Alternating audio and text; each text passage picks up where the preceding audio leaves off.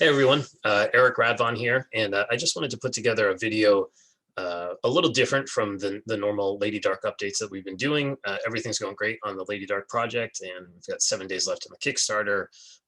You can see the previous videos for all the latest on that. I wanted to do something a little different here and talk a bit about inspirations, especially in the comic world. So last night I couldn't really sleep, so I checked out on Comixology, and I saw Kraven's Last Hunt, and this was something I had the original issues as a kid. Um, I think I was missing one, which is that's the way the kind of newsstand comic existence was back in the day. You would go into the pharmacy or the grocery store and you would get what you could get. And kudos to the writers of yore, because they structured the stories in such a way that I never really felt like I needed every single piece of the puzzle. And I don't know, it sort of trains your brain to put things together, and then when you would find those issues at like a yard sale or flea market or something that filled in a gap in a story that you were super into, it felt like amazing, right? Like, oh wow, part 5, this is what happened there, aha. But you could totally still get enjoyment from each issue on their own. So that's kind of a art and science that's been lost a little bit, I think, in this day and age where we have accessibility to everything all the time. I'll fix this camera. Um, things are written to be collected. It's like a whole different ballgame. But inspirations. There's these comic stories that, like, if you're a comic book person, you've been like infected by this comic thing through childhood, and it's stuck with you somehow through adolescence and puberty and discovering the opposite sex or whatever, or whichever you prefer, and like moving on to other things in your life. um for a certain subsection of humanity, there's this comic book thing that sticks with you, and it's like a passion, and it's just something you can't deny, right? Whether it's digesting the comics, getting excited about the new projects, creating them yourselves, whatever the case may be, wherever you fall within that spectrum, it's just a very particular thing that will grab you. And I think one of the things in my experience with it is that there are these stories that I revisit all the time, kind of like on an annual basis. I know there's people who read like Charles Dickens at Christmas time or whatever. It's kind of like that. There's certain stories that just, I feel like at a certain point in the year, it's time to bring them back out and go through them. And sometimes it's a deep dive, sometimes it's a flip through, and you always kind of find little different angles there.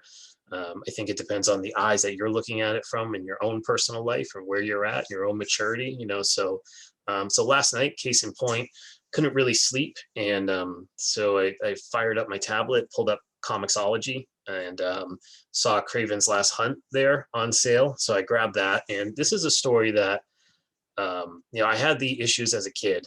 I don't think I had all 6 parts, which again, I could do a whole video about the newsstand experience back in the day, and how, things were written in such a way where, for me at least, where you didn't need to have every single piece of the puzzle. You could kind of figure things out by the way that the writers and creators put stuff out there. And then, after the fact, if you did find that like part 5 that was missing or whatever the case may be, it was exciting. It was like, oh yeah, I filled that gap. Now it's like, you discovered this whole new thing. But anyways, that's a whole different subject. So Kraven's Last Hunt, this has become I would say, a legendary story. It's right up there. It's considered a classic. And I think with a lot of classics, once you get that label slapped on it, folks move away from the heart and soul of things, and that's something I want to be talking about in these inspiration videos, is that the things that go on to become classics, if you look at them, they're very, for me, they're like very much from the heart of the creator, inescapably so.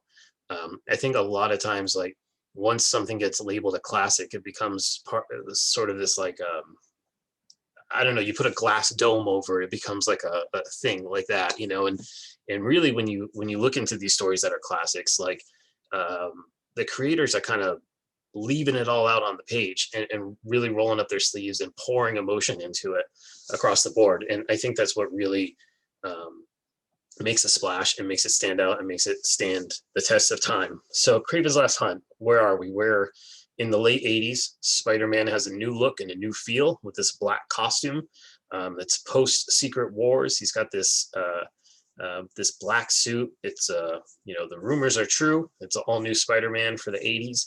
This story takes place right after Peter Parker and Mary Jane get married, so they're newlyweds.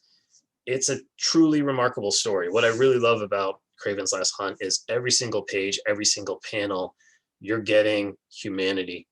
You're getting the humanity of every single character, every voice in this book. There's not a moment wasted without a voice. It's like, it's a very psychological story. You're in there, whether it's Peter Parker, whether it's Kraven, whether it's the lowly, wretched vermin, Mary Jane, or any of the other characters.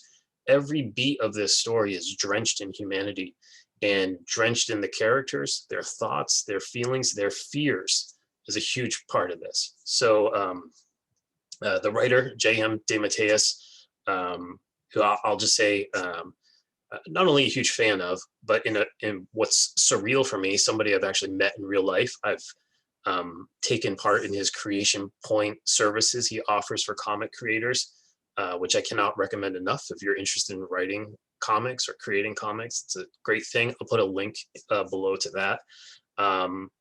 And as a human being, again, I'm not, you know, not best friends with the guy or anything, but in the encounters that I've had, just a completely gracious and fantastic human being, both with the fans. I've seen that firsthand. I had a table next to him and just, you know, extremely accommodating to the fans and the folks that enjoy his work, which are many, you know, and then also to fellow creators. Definitely somebody who's sending the elevator back down for folks, and that is not always the case. So super awesome person, in my opinion. So he writes a really excellent foreword to the collected edition here, in which he says something which totally resonates with me, in that, you know, as a creator, you're so often just a vehicle, and it feels like this stuff comes from somewhere else. And he talks about that at length. One of the cool things he mentions about this story is how many times it was rejected. This didn't start out as a Spider-Man story. It started out as a Batman story, a Batman Joker story, and was rejected there. Oh, I'm sorry. It actually started out as a Wonder Man story, if you can believe that. So it started out as a Wonder Man story. Wonder Man, this like B-level Avengers family character, super cool character.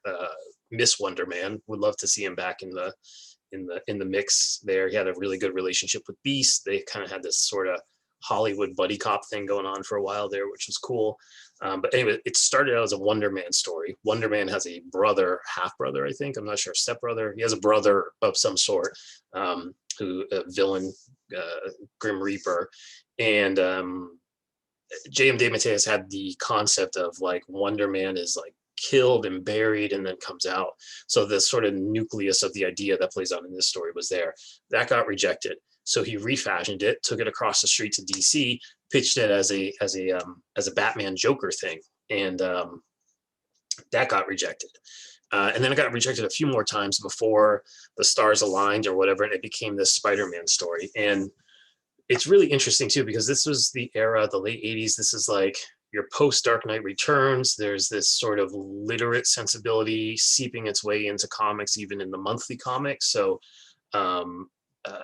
you know, I think you look at the output of that era, and to think that this is something you pick up at the drugstore for, you know, whatever, 65 cents, 75 cents, whatever it was. It's like, this is a lot of artistry going on here. This is not just crank them out for the kids, Bazooka Joe stuff. This is like, you know, the script is phenomenal. It's heartfelt. It's, again, every panel is packed with humanity. It's poetic. It's literate. It talks about, you know, Tolstoy and Lenin and, you know, global events and society and like all this stuff. It's incredible. It talks about the love between Peter and MJ. So I think that's like a thread there in and of itself. But again, you know, this is the era of The Killing Joke was coming out. As controversial as that story is now, it's like that sort of deeper feeling applied to superhero comics. I think this story stands right alongside Killing Joke, and is perhaps, even though it's a legendary story, I still kind of feel like perhaps this one is one that folks overlook.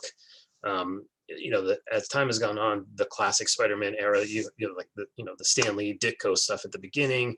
You've got the Romita era. There's all these other eras and stuff, and then I think for younger folks, maybe they fast forward to that Ultimate Spider-Man era and beyond, and now we have Miles Morales in the mix and all of that. This kind of late '80s, pre-Venom, pre-Carnage kind of stuff. Is a goldmine for really amazing Peter Parker stories. And that's what this story is. It's not really a Spider-Man story. We don't talk about his web shooters or the symbiotic costume thing. We don't talk about spider senses tingling. There's not a lot of that. There's no let's put the Spider-Man tracking device on the car and blah, blah, blah. And there's none of that. This is a Peter Parker story. There's even a few panels where he's just like, I'm not the spider. I'm just some dude who got, in the crosshairs of fate, and I'm just a guy. So again, it's like that. This is a completely human story. It's powered by humanism, even applied to Vermin, this wretched character who lives in the sewer and is literally eating people. You feel for this thing, this wretched existence, and it's that humanity that's put into it.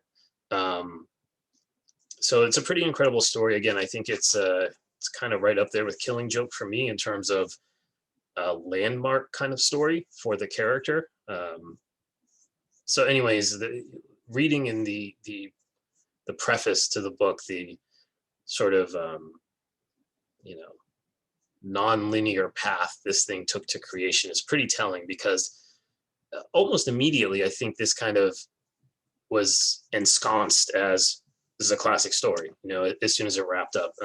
I think there was a lot of reasons for it. I think, again, like a lot of classics, it seems like there's folks who kind of took the wrong message from it. It's got some really dark elements, including, as the title may give you a clue to, Kraven's last hunt. There's a kind of ending thing here that I think that maybe overshadows a lot of the content in the story itself. So for me, it's again, it's those every single page, every single panel drenched in humanity.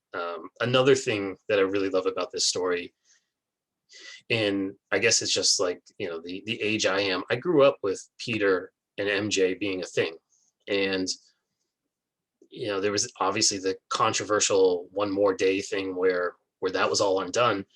And the argument was, well, we can't make compelling Spider-Man stories with Peter Parker being a married dude. This story flies completely in the face of that. It just sort of deflates that entire argument, because this story is made that much more powerful because Peter Parker has an actual human being, normal person relationship, which most of us end up attached to somebody or married, So again, Peter Parker's this kind of like prototypical everyman, more so than almost any other comic book character. And him having somebody he loves and cares for is a completely, it makes complete sense for that to exist. And it not only, it adds so much more than it could ever possibly take away. Like, I don't need to see Peter Parker going on blind dates with university students. You know what I mean? This organic relationship he has with MJ, I don't know, to me, that is the character. Peter Parker's never really felt the same without that, to me. Again, I guess it depends on where you hit the comics growing up. If you started reading in 1965 and you're used to seeing him in a plaid sweater vest, but dropping his books on the way to class, then yeah, maybe it's weird that he's married. But for me, Peter Parker was always this like cool, normal dude who worked in a newspaper and was trying to take care of his family and had the woman he loved, and is also tasked with being, the amazing Spider-Man on top of it. To me, it makes sense and it feels right. This story does an amazing job of mining Peter and MJ's relationship. And again, it's like the questions that the characters are asking themselves. There's this sequence early on where Peter doesn't come home. How would you feel if your loved one doesn't come home? What starts going through your mind? That's captured really well here in a way that, again, to me, this is as sublime as superhero comic books get, because it's using real human emotion to power all the things here. So yeah, you got a dude who's bit by a radioactive spider. You've got this crazy Silver Age, 60s ridiculous character, Kraven. All of a sudden, this dude's, talking about the czars and what his parents went through and immigrating from Russia and all this stuff. Like, he's so much humanity that is way beyond like, I'm Kraven and I'm gonna hunt you. It's incredible. And this is just I think this is the power that exists when you inject humanity into anything, any kind of art form. If you start with humanity, it's going to lead to some pretty cool places. The story goes all over the place. Psychologically, it's a very mystical story, and then just completely grounded in humanity. The voices are pitch perfect, and they're omnipresent. There's a really cool technique that I've not seen used elsewhere very much, where there's different colored caption boxes that have the characters sort of doing a dual voice inside their head, which we all do, right? We all have that sort of like multiple voices in our head of like, hey, you're great, and then that other voice is like, no, you're not. So that is captured here in a way that it's almost striking, because it's like, whoa, why isn't this used all the time? This is totally effective, and it's a great way to drive like a narrative and give you this sense of like real turmoil that we all have inside, and that interesting characters most certainly have. So really cool method there. Everything about this book from an art and craft sense too. I mean, you've got Mike Zeck on art. Beautiful, completely sublime and beautiful. The coloring is beautiful. This is like a rain-drenched story. It's in the dark, it's in sewers, and it feels so alive, as a result. It feels like, man, this is pretty high caliber stuff to be picking off a spinner rack in a pharmacy, in 1987 or whatever the case was. So pretty awesome stuff. So let me share a couple panels here so you can get a sense of what I'm talking about. So, I mean, here's Vermin. It's kind of, I would say B tier character. DeMatteis introducing Captain America. There was a team up with Spider-Man and Captain America during that prior run to that. And this character, man, he's just like nasty sewer dwelling thing. And the dimension that's given there in his own sort of thoughts and narrative, you feel his humanity has slipped away, but there's still a little bit left there. So like there's a beat here where he smells this woman who he's dragged down into the sewer, and he's just like, what's that smell? Oh yeah, I think that was called perfume. And it's like, it's heartbreaking, you feel bad for this monster, even though he's doing terrible stuff all the time. And again, it's like that injection of humanity. Like, you can tell the intent here was like, what if I was, in this situation where I've been mutated into this thing and I'm in the sewer. So I think that just concept of looking at everything as a human being really plays through here. And during this last read through of it for me, that's something that really jumped out. I think as a kid, I looked at it and I was like, oh, Vermin, like, oh yeah, this is a cool villain, lives in the sewer. Now you look at it and you really, you pick up on that humanity of like, oh God, what if that was me, type of thing. And that really comes through here.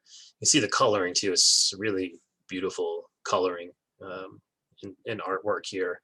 Let me see if I can find a page that showcases the kind of multiple narrative thing. Yeah, here we go. Landed right on one. So as you can see here, you've got the caption boxes, which are the thoughts. Here's Kraven going through some weird ritual where he ingests some stuff and kind of goes on a spirit quest kind of thing. But you can see these are also his thoughts as well, the red. So it's like, why am I doing this? Why am I doing this? Pain. So it's like this conflict brought to life in a really interesting way through the use of captions there. Again, that's super unique. I haven't seen too much of that in stories prior or since, really. So that's a pretty cool method. If I want to try to find something with MJ here. Yeah, so here you have MJ super worried, going to going to Mr. Robertson's apartment, about to spill the beans on Peter being Spider-Man, ultimately doesn't. But her narrative is super strong. You know, she's a newlywed wife of a superhero. What am I supposed to do? He didn't show up. He didn't come home. What am I supposed to do? You know, do I go to somebody? Do I reveal a secret? You know, and again, it's all done in a really human way, which makes it plausible and makes you feel it. I think this is the iconic cover. Put it on the background here as well for this video. Spider-Man rising from the grave. So, you know, I think when this first came out, there was this buzz of, oh, Spider-Man's been killed, you know, probably for the first couple issues, maybe that drove people to it. You know, spoiler alert, Spider-Man was not killed in 1987.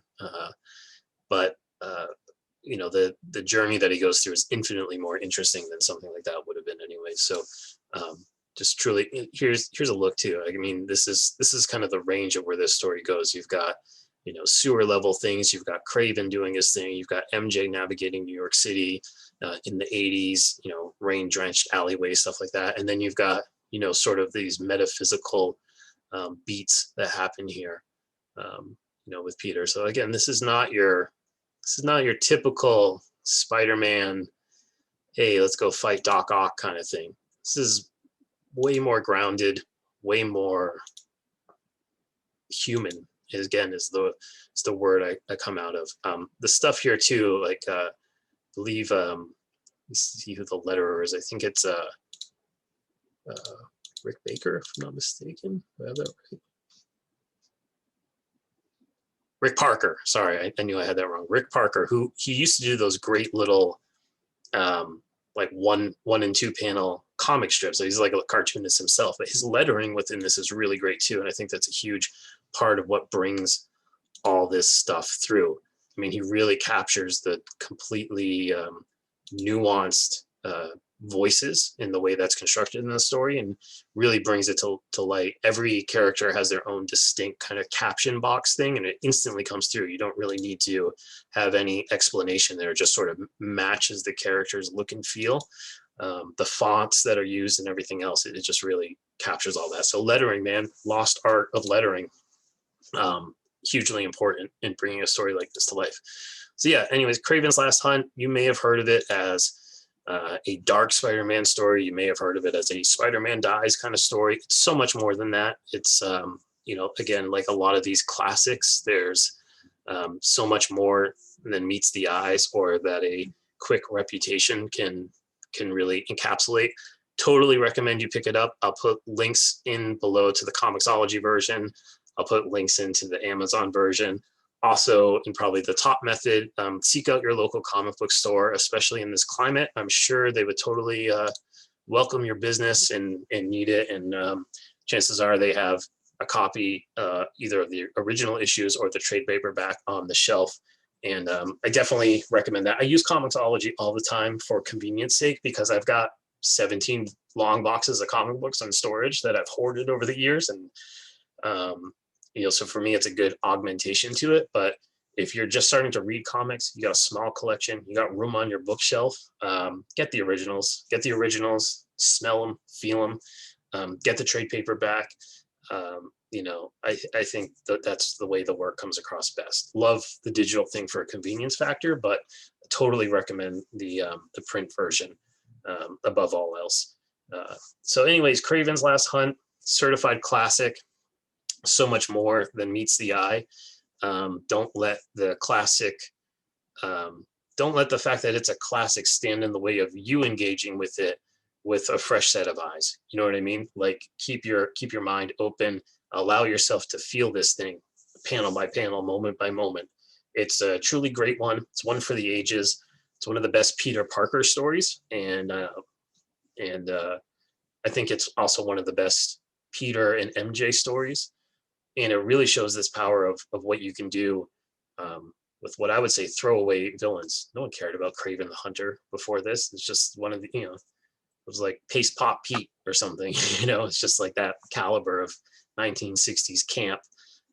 Vermin, again, I think was laying around untouched from the first time he was used in that Captain America story, like 4 or 5 years prior to this. And somehow here it's like they're brought up to the level of, again, it's like Killing Joke style stakes that are put at play here.